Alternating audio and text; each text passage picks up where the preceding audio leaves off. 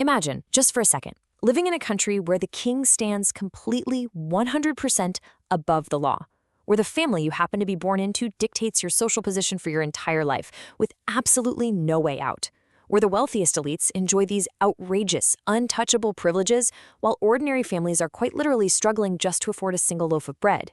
And we're simply questioning that system? Well, that's considered incredibly dangerous.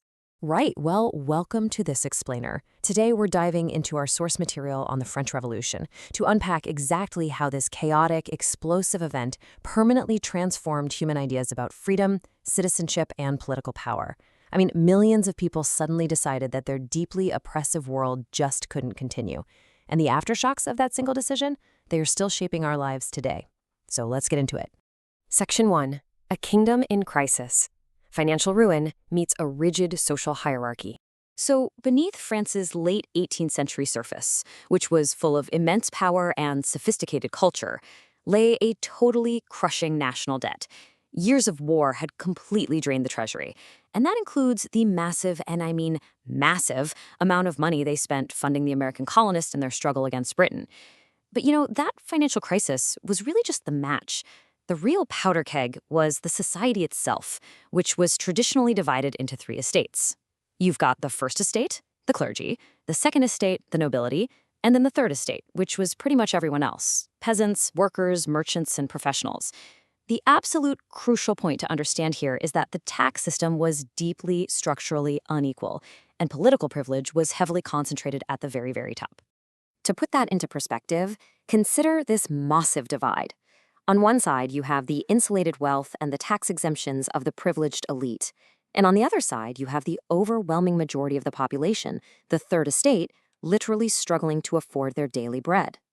The third estate carried the entire economic burden of the nation on their shoulders, all while facing immediate daily crises. When harvests failed and grain prices shot up, these were the people who suffered instantly. So this economic hardship was rapidly snowballing into a severe political crisis. And right into the middle of this intense tension enters the Enlightenment. Thinkers like John Locke and Jean-Jacques Rousseau were driving a new intellectual movement that advocated for reason, liberty, and popular sovereignty. Now, to be clear, these ideas didn't just automatically cause the revolution all on their own, but what they did do was provide ordinary people with a dangerous new language. People started asking, hey, if government exists to serve the people, why does political power belong almost entirely to these privileged elites? Why on earth should your social status at birth determine your natural rights? Okay, moving to Section 2, the Spark of Revolution. 1789, the old system explodes. By 1789, King Louis XVI faced a financial emergency so incredibly severe that he was forced to call the Estates General. Now, this was a representative body that hadn't even met in almost 175 years. And almost immediately, this desperately needed meeting ignited an explosive struggle over political representation. Things escalated with just dizzying momentum. In May 1789, the Estates General meets. By June, the massive Third Estate essentially says, okay, enough is enough, declares themselves the National Assembly, and takes the famous tennis court oath, swearing to write a brand new constitution. Then, boom, July 1789 comes around. Fearing military retaliation from the king, crowds in Paris storm the Bastille, which was a major royal fortress. By August, fear and rebellion sweep the entire countryside, and the National Assembly abolishes feudal privileges completely. Just like that. So out of that incredibly rapid momentum came a massively important document, the Declaration of the Rights of Man and of the Citizen. It established core principles of liberty and equality before the law. But the most radical shift, the real game changer here, was its claim about power. It declared that political sovereignty belongs to the nation. It completely dismantled the old system by asserting that a government's legitimacy was no longer based on some king inheriting power from his father. Nope, the nation itself was now the true source of legitimacy. But as you might guess, this bold new declaration immediately ran into some enormous contradictions. Because what did equality actually mean in practice? Did it apply to women? What about the enslaved people over in the French colonies? Could a society that was built on such immense economic inequality truly be politically equal? Well, these contradictions became obvious really fast. In October, thousands of women who were absolutely furious over the lack of bread marched all the way in the rain to Versailles, demanding action and physically forcing the royal family to pack up and return to Paris. This takes us to Section 3, Radicalization and Terror. The revolution fights for survival. Now, initially, the revolutionaries really just wanted a constitutional monarchy, but that dream was crumbling fast. Distrust of the king grew rapidly, and foreign European powers, who were frankly terrified that this revolutionary spirit would spread like wildfire to their own countries, started threatening invasion. The revolution had to fight for its absolute survival. In 1791, the royal family actually attempts to flee France, but they are captured at Varennes, which pretty much destroys what little trust anyone had left in them. War is declared with foreign powers. By 1792, the monarchy collapses entirely, and the French Republic is proclaimed. Then, in 1793, King Louis XVI is executed by guillotine. The revolution turns deeply inward, becoming incredibly bloody, up until 1794, when even the radical leader Robespierre himself is arrested and executed.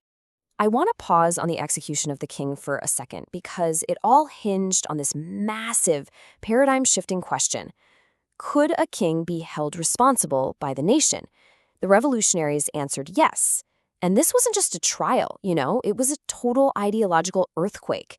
It horrified the surrounding European monarchies and effectively turned the revolution into an all-out do-or-die war.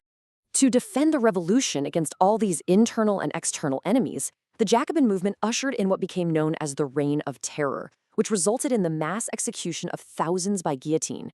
And here is the truly chilling paradox of this whole period. How does a revolution that is entirely dedicated to human rights justify the use of terror and violence on such a colossal scale? Well, revolutionary leaders argued that extraordinary circumstances required extraordinary measures. But ultimately, the terror just consumed the revolutionaries themselves. Which brings us to Section 4, the rise of Napoleon, exhaustion, order, and empire.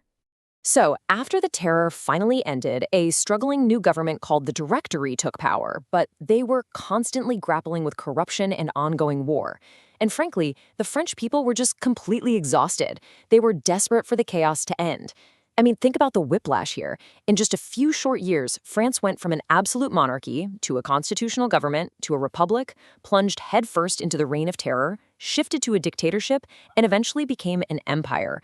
When you look at that chaotic carousel, you can totally see why a young military commander named Napoleon Bonaparte and his promise of stability was incredibly appealing when he seized power in 1799.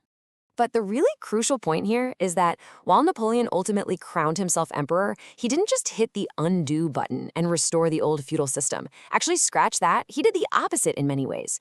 He implemented the Napoleonic Code, which reorganized French law, centralized government administration, and firmly preserved the core revolutionary ideal of legal equality. But of course, here we find the ultimate contradiction of Napoleon's era. In one breath, his armies spread revolutionary principles all across Europe, challenging and dismantling those old political structures wherever they conquered. Yet, in the next breath, he was doing all of this while building a vast authoritarian empire. He claimed to be spreading the principles of liberty, all while ruling as an absolute dictator. It's wild to think about.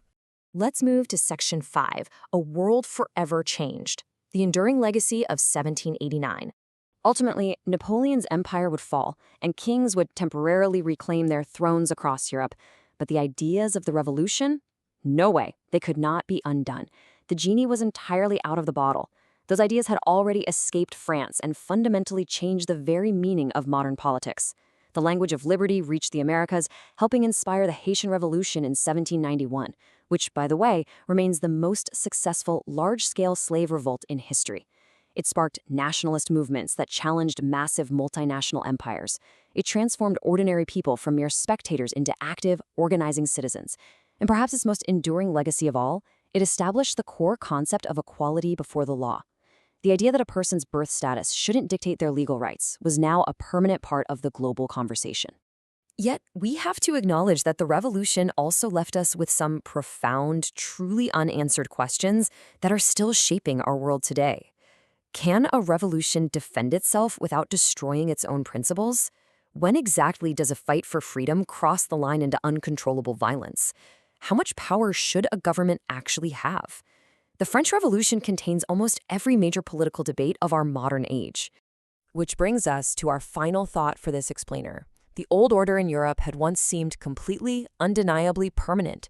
But as our source material so powerfully points out, a society that appears unchangeable can change. That is the terrifying and frankly inspiring truth of 1789. Once ordinary people realize they actually hold the power to dismantle a system and change history, well, the world is never quite the same again, is it?